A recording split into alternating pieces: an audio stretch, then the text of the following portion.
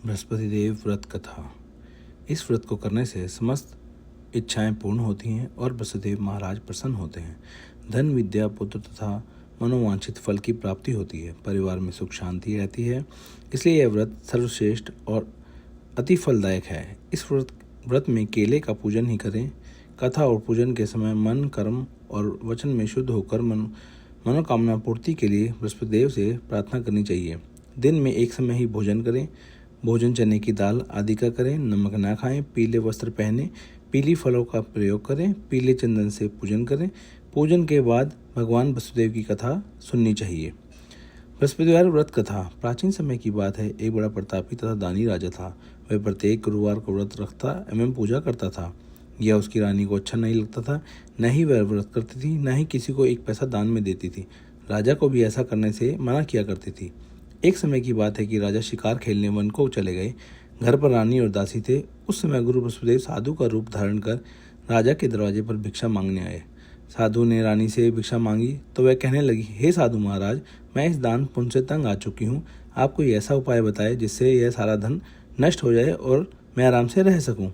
साधु बृहस्पतिदेव ने कहा, हे देवी, तुम बड़ी विचित्र हो। संतान और धन से कभी कोई दुखी होता है? अगर तुम्हारे पास अधिक धन है तो उसे शुभ कार्यों में लगाओ, जिससे तुम्हारे दोनों लोग सुधरें। परंतु रानी को साधु की इन बातों से कोई खुशी नहीं मिली। उसने कहा, मुझे ऐसे धन की आवश्यकता नहीं है जिसे मैं दान दूं तथा जिसको संभालने में मेरा सारा समय नष्ट हो जाए। साधु ने कहा, यदि तुम्हारी ऐसी इच्छा है तो जैसा मैं बताता हूँ तुम वैसा ही करना। बृहस्पतिवार के दिन तुम घर को गोबर से लिपना, अपने केशों को पीली मिट्टी से धोना, केशों को धोते समय स्नान करना, राजा से हजामत बनाने को कहना, भोजन में मांस मदिरा खाना, कपड़ा धोबी के यहाँ धुलने डालना। इस प्रकार 7 बृहस्पतिवार करने से तुम्हारा समस्त धन नष्ट हो जाएगा। इतना कहकर साधु बने बृहस्पतिदेव अंतर्ध्यान हो गए। साधु के कहे अनुसार करते हुए रानी को केवल 3 बृहस्पतिवार ही बीते थे कि उसकी समस्त धन संपत्ति नष्ट हो गई। भोजन के लिए परिवार तरसने लगा। एक दिन राजा रानी से बोला, हे रानी, तुम यही रहो, मैं दूसरे देश को जाता हूँ, क्योंकि यहाँ सभी मुझे जानते हैं, इसलिए मैं कोई छोटा कार्य भी नहीं कर सकता। ऐसा कहकर राजा परदेश चला गया। वह जंगल से लकड़ी काट कर लाता और शहर में बेचता। इस तरह वह अपना जीवन व्यतीत करने लगा। इधर राजा के बिना रानी और दासी दुखी रहने लगी। एक समय जब रानी और दासी को 7 दिन बिना भोजन के रहना पड़ा तो रानी ने अपनी दासी से कहा, हे दासी, पास ही के नगर में मेरी बहन रहती है, वह बड़ी धनवान है, तो उसके पास जा और कुछ ले आ ताकि थोड़ा समय गुजर बसर हो जाए। दासी रानी के बहन के पास गई। उस दिन बृहस्पतिवार था। रानी की बहन उस समय बृहस्पतिदेव की कथा सुन रही थी। दासी ने रानी की बहन को अपनी रानी का संदेश दिया, लेकिन रानी की बहन ने कोई उत्तर नहीं दिया। जब दासी को रानी की बहन से कोई उत्तर नहीं मिला, वह बहुत दुखी हुई। उसे क्रोध भी आया। दासी ने वापस आकर रानी को सारी बात बताई। सुनकर रानी ने अपने भाग्य को कोसा। उधर रानी की बहन ने सोचा कि मेरी बहन की दासी आई थी, परंतु मैं उससे कुछ नहीं बोली, इसलिए वह बहुत दुखी हुई होगी। कथा सुनकर और पूजा समाप्त कर वह अपनी बहन के घर गई और कहने लगी, हे बहन, मैं बृहस्पतिवार की व्रत कर रही थी जब तुम्हारी दासी गई, परंतु जब तक कथा होती है न उठते हैं न ही बोलते हैं, इसलिए मैं नहीं बोली। कहो दासी क्यों गई थी? रानी बोली, बहन, हमारे घर में अनाज नहीं था। ऐसा कहते कहते रानी की आंखें भर आई। उसने दासियों समेत भूखा रहने की बात भी अपनी बहन को बता दी। रानी की बहन बोली, बहन देखो, बसुदेव भगवान सबकी मनोकामना पूर्ण करते हैं। देखो, शायद तुम्हारे घर में भी अनाज रखा हो। यह सुनकर दासी रानी के घर के अंदर गई और उसे एक घड़ा अनाज का भरा मिल गया। उसे बड़ी हैरानी हुई क्योंकि उसने एक एक बर्तन देख लिया था। उसने बाहर आकर रानी को बताया। दासी रानी से कहने लगी, हे रानी, जब हमको भोजन नहीं मिलता तो हम व्रत ही तो करते हैं, इसलिए क्यों ना इनसे व्रत और कथा की विधि पूछ ली जाए, हम भी व्रत किया करेंगे। दासी के कहने पर रानी ने अपनी बहन से बृहस्पतिवार व्रत के बारे में पूछा। उसकी बहन ने बताया, बृहस्पतिवार के व्रत में चने की दाल और मुनक्का से विष्णु भगवान का केले की जड़ से पूजन करें तथा दीपक जलाएं, पीला भोजन करें तथा कथा सुने। इससे गुरु भगवान प्रसन्न होते हैं, मनोकामना पूर्ण करते हैं। व्रत और पूजा की विधि बताकर रानी की बहन अपने घर लौट आई। रानी और दासी दोनों ने निश्चित किया कि बृहस्पतिदेव भगवान का पूजन जरूर करेंगे। 7 रोज बाद जब बृहस्पतिवार का दिन आया तो उन्होंने व्रत रखा। गुड़सवाल में जाकर चना और गुड़ बीन लाई तथा उसकी दाल से केले की जड़ तथा विष्णु भगवान का पूजन किया। अब पीला भोजन कहाँ से आए? दोनों बड़ी दुखी हुई, परंतु उन्होंने व्रत रखा था, इसलिए बृहस्पतिदेव भगवान प्रसन्न थे। एक साधारण व्यक्ति के रूप में वो 2 थालों में सुंदर पीलर सुंदर पीला भोजन लेकर आए और दासी को देकर बोले, हे दासी, यह भोजन तुम्हारे लिए है और तुम्हारी रानी के लिए है, इसे तुम दोनों ग्रहण करना। दासी भोजन पाकर बहुत प्रसन्न हुई। उसने रानी की सारी बात बताई। उसके बाद से वह प्रत्येक बृहस्पतिवार को गुरु भगवान का व्रत और पूजन करने लगी। बृहस्पति भगवान की कृपा से उनके पास धन हो गया, परंतु रानी फिर पहले की तरह आलस्य करने लगी। तब दासी बोली, हे देखो रानी, जब पहले भी इस प्रकार आलस्य करती थी तुम्हें धन रखने में कष्ट होता था, इस कारण सभी धन नष्ट हो गया। अब गुरु भगवान की कृपा से धन मिला है तो उसे तुम्हें फिर आलस्य होता है। बड़ी मुसीबतों के बाद हमने यह धन पाया है, इसलिए हमें दान पुण्य करना चाहिए। अब तुम भूखे मनुष्यों को भोजन कराओ, प्याऊ लगवाओ, ब्राह्मणों को दान दो, कुआं, तालाब, बावड़ी आदि का निर्माण कराओ, मंदिर पाठशाला बनवाकर ज्ञान दान दो, कुंवारी कन्याओं का विवाह कराओ, अर्थात धन को शुभ कार्यों में खर्च करो, जिससे तुम्हारे कुल का यश बढ़े तथा स्वर्ग को प्राप्ति हो और पितर प्रसन्न हो। दासी की बात मानकर रानी शुभ कर्म करने लगी। उसका यश फैलने लगा। एक दिन रानी और दासी आपस में विचार करने लगे कि न जाने राजा किस दशा में होंगे, उनकी कोई खोज खबर नहीं है। उन्हें श्रद्धापूर्वक गुरु बृहस्पतिदेव भगवान से प्रार्थना की, राजा जहाँ कहीं भी हों शीघ्र वापस आ जाए। उधर राजा प्रदेश में बहुत दुखी रहने लगा। वह प्रत्येक दिन जंगल में लकड़ी बीनकर लाता और उसे शहर में बेचकर अपने दुखी जीवन को बड़ी कठिनता से व्यतीत करता। एक दिन दुखी हो अपनी पुरानी बातों को याद करके वह रोने लगा और उदास हो गया। उसी समय राजा के वेश में बृहस्पतिदेव साधु के वेश में आकर बोले, हे लक्कड़हारे, तुम इस सुनसान जंगल में किस चिंता में बैठे हो, मुझे बतलाओ। यह सुनकर राजा के नेत्रों में जल भर आया। साधु की वंदना कर राजा से अपनी पूर्ण कहानी सुना दी। महात्मा दयालु होते हैं। वे राजा से बोले, हे राजा, तुम्हारी पत्नी ने बृहस्पतिदेव के प्रति अपराध किया था, जिसके कारण तुम्हारी यह दशा हुई है। अब तुम चिंता मत करो, भगवान तुम्हें पहले से अधिक धन देंगे। देखो, तुम्हारी पत्नी ने बृहस्पतिदेव का व्रत प्रारंभ कर दिया है। अब तुम भी वीरवार को व्रत करके चने की दाल व गुड़ जल के लोटे में डालकर केले का पूजन करें। फिर कथा कहो या सुनो, भगवान तुम्हारी सब मनोकामना को पूर्ण करेंगे। साधु की बात सुनकर राजा बोले, हे प्रभु, लकड़ी बेचकर मुझे इतना पैसा नहीं बचता जिसमें मैं भोजन के उपरांत कुछ बचा सकूं। मैंने रात्रि में अपनी रानी को व्याकुल देखा। मेरे पास तो कोई साधन नहीं जिसकी उसकी कोई खोज खबर तक मंगवा सकूं। फिर मैं कौन सी कहानी कहूँ, मुझे तो ये भी मालूम नहीं। साधु ने कहा, हे राजा, मन में बृहस्पतिदेव भगवान के पूजन व्रत का निश्चय करो, वे स्वयं तुम्हारे लिए कोई राह बना देंगे। बृहस्पतिदेव के दिन तुम रोजाना की तरह लकड़ियाँ लेकर शहर में जाना। तुम्हें रोज से दुगना धन प्राप्त होगा, जिससे तुम भली भांति भोजन कर लोगे तथा बृहस्पतिदेव की पूजा का सामान भी आ जाएगा। जो तुमने बृहस्पतिवार की कहानी के बारे में पूछा है वह इस प्रकार है। बृहस्पतिदेव की कहानी। प्राचीन काल में एक बहुत ही निर्धन ब्राह्मण था। उसकी कोई संतान नहीं थी। वह नित्य पूजा पाठ करता। उसकी स्त्री न स्नान करती थी, न ही किसी देवता का पूजन करती थी। इस कारण ब्राह्मण देवता बहुत दुखी रहते थे। भगवान की कृपा से ब्राह्मण के घर के यहाँ एक कन्या उत्पन्न हुई। कन्या बड़ी होने लगी। प्रातः स्नान करके वह भगवान विष्णु का जप करती, बृहस्पतिदेव का व्रत भी करने लगी। पूजा पाठ समाप्त करके पाठशाला जाती और अपनी मुट्ठी में जौ भरकर ले जाती, जो पाठशाला के मार्ग में डालती जाती। लौटते समय वही जौ स्वर्ण की हो जाते, उनको बिनकर ले आती। एक दिन वह बालिका सूप में उन सोने की जौ को फटक कर साफ कर रही थी। तभी उसकी माँ ने देख लिया और कहा, हे बेटी, सोने की जौ को फटक के साफ करने के लिए सोने का सूप भी होना चाहिए। दूसरे दिन गुरुवार था। कन्या ने व्रत रखा और बृहस्पतिदेव से सोने के सूप देने की प्रार्थना की। बृहस्पतिदेव ने उसकी प्रार्थना स्वीकार कर ली। रोजाना की तरह वह कन्या जौ फैलाती हुई पाठशाला चली गई। पाठशाला से लौटते समय जब वह जौ बिन रही थी, बृहस्पति की कृपा से उसे सोने का सूप मिल गया। उसे वह घर लाकर उसमें अपने जौ फटक कर साफ करने लगी, परंतु उसकी माँ का वही ढंग रहा। एक दिन की बात है, कन्या सोने के सूप में जौ साफ कर रही थी। उसी समय उस नगर का राजकुमार वहां से होकर निकला। कन्या के रूप और कार्य को देखकर वह बहुत मोहित हो गया। राजमहल आकर वह भोजन और जल त्याग कर उदास होकर लेट गया। राजा को जब राजकुमार द्वारा अन्न जल त्यागने का समाचार प्राप्त हुआ तो उसने मंत्रियों के साथ वह अपने पुत्र के पास गए और कारण पूछा। राजकुमार ने राजा को उस लड़की के घर का पतला भी बताया। मंत्री उस लड़की के घर गए। मंत्री ने ब्राह्मण के समक्ष राजा की ओर से निवेदन किया। कुछ ही दिन बाद ब्राह्मण की कन्या का विवाह राजकुमार के साथ संपन्न हो गया। कन्या के घर से जाते ही ब्राह्मण के घर में पहले की भांति गरीबी का निवास हो गया। एक दिन दुखी होकर ब्राह्मण अपनी पुत्री से मिलने गए। बेटी ने पिता की अवस्था को देखकर अपनी माँ का हाल पूछा। ब्राह्मण ने सभी हाल कह सुनाया। कन्या ने बहुत सा धन देकर अपने पिता को विदा किया, लेकिन कुछ दिन बाद फिर वही हाल हुआ। ब्राह्मण फिर अपनी कन्या के यहाँ गया। और हाल पूछा तो पुत्री बोली, हे पिताजी, आप माता जी को यहाँ लिवा लाओ, मैं उन्हें विधि बता दूंगी जिससे गरीबी दूर हो जाए।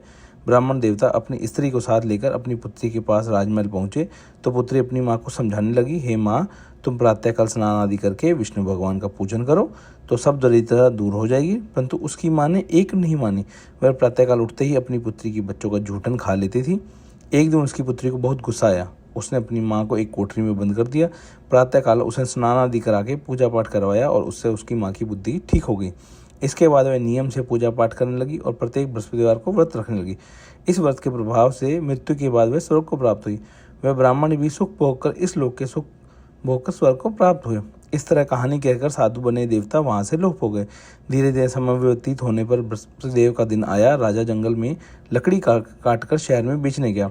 उसे उस दिन और दिनों से अधिक धन मिला। राजा ने चना गुड़ आदि लाकर बृहस्पतिवार का व्रत किया। उस दिन से उसके सभी कलेश दूर हो गए। परंतु जब अगला वीरवार का दिन आया तो वह कथा और व्रत करना भूल गया। इस कारण बृहस्पति भगवान नाराज हो गए। उस दिन उस नगर के राजा ने विशाल यज्ञ का आयोजन किया था और उसने समस्त राज्य में घोषणा करवा दी कि सारे मेरे यहाँ भोजन करने हैं। कोई अपने घर चूल्हा न जलाए। जो इस आगे को ना मानेगा उसे फांसी की सजा दे दी जाएगी। राजा के अनुसार राज्य के सभी वासी वहां राजा की भोज में सम्मिलित हुए, परंतु लकड़हारा कुछ देर से पहुंचा, इसलिए राजा अपने साथ उसे महल लिवा लाए। जब राजा लकड़हारे को भोजन करा रहे थे तभी रानी की दृष्टि उस खूंटी पर पड़ी जहां उसका हार लटका हुआ था। उसे हार खूंटी पर लटका दिखाई नहीं दिया। रानी ने निश्चित किया कि यह मेरा हार इस लकड़हारे ने चुरा लिया है। उसी समय सैनिक बुलाकर उसको जेल में डलवा दिया। लकड़हारा जेल में विचार करने लगा कि न जाने कौन से पूर्व जन्म के कर्म से मुझे यह दुख प्राप्त हुआ है, और जंगल में मिले साधु को याद करने लगा। तत्काल बृहस्पतिदेव साधु के रूप में प्रकट हुए और कहने लगे, अरे मूर्ख, तूने वीरवार देवता की कथा नहीं की, इसलिए तुझे कष्ट हुआ है और इसीलिए तुझे दुख प्राप्त हुआ है। अब चिंता मत कर। बृहस्पतिदेव के दिन जेल खाने के दरवाजे पर तुझे 4 पैसे पड़े मिलेंगे, जिससे तू बृहस्पतिवार की पूजा करना और तेरे सारे कष्ट दूर हो जाएंगे। अगले बृहस्पतिवार उसे जेल के दरवाजे पर 4 पैसे मिले। राजा ने पूजा का सामान मंगाकर कथा कही और प्रसाद बांटा। उसी रात्रि में बृहस्पतिदेव ने उस नगर के राजा को स्वप्न में कहा, हे राजा, तूने जिसे जेल में बंद किया है कल उसे छोड़ देना, वह निर्दोष है। राजा प्रातःकाल उठा और खूंटी पर हार लटका देखकर लकड़हारे को बुलाकर क्षमा मांगी और राजा के योग्य सुंदर वस्त्र आभूषण देकर उसे विदा किया। गुरु की आज्ञा अनुसार राजा अपने नगर को चल दिया। राजा जब नगर के निकट पहुंचा तो उसे बड़ा आश्चर्य हुआ। नगर में पहले से अधिक बाग, तालाब, कुएं, बहुत सी धर्मशाला, मंदिर आदि बने हुए थे। राजा ने पूछा कि यह किसके बाग और धर्मशाला है। तब नगर के सब लोग कहने लगे, ये रानी और दासी द्वारा बनवाए गए हैं। राजा को आश्चर्य हुआ और गुस्सा भी आया, क्योंकि उनकी अनुपस्थिति में रानी के पास धन कहाँ से आया। तब रानी ने यह खबर सुनी कि राजा आ रहे हैं तो उसने अपनी दासी से कहा, हे दासी, देख राजा हमको कितनी बुरी हालत में छोड़ गए थे। वह हमारी ऐसी हालत देखकर लौट ना जाए, इसलिए तू दरवाजे पर खड़ी हो जा। रानी की आज्ञा अनुसार दासी दरवाजे पर खड़ी हो गई और जब राजा आए तो उन्हें अपने साथ महल में लिवा लाए। तब राजा ने क्रोध करके अपनी तलवार निकाली और पूछने लगा, बताओ ये धन तुम्हें कैसे प्राप्त हुआ। तब रानी ने सारी कथा कह सुनाई। राजा ने निषेध किया कि मैं रोजाना दिन में 3 बार कहानी किया करूँगा और रोज व्रत किया करूँगा। अब हर समय राजा के दुपट्टे में चने की दाल बंधी रहती थी तथा दिन में 3 बार कहानी कहता। एक रोज राजा ने विचार किया कि चलो अपनी बहन के यहाँ हो जाऊं। इस तरह का निश्चय कर राजा घोड़े पर सवार हो अपनी बहन के यहाँ चल दिया। मार्ग में उसने देखा कि कुछ आदमी एक मुर्दे को लिए जा रहे हैं। उसने रोककर राजा कहने लगा, अरे भैया, मेरी बृहस्पति की कथा सुन लो। वे बोले, हमारा तो आदमी मर गया है, तुझे अपनी कथा की पड़ रही है।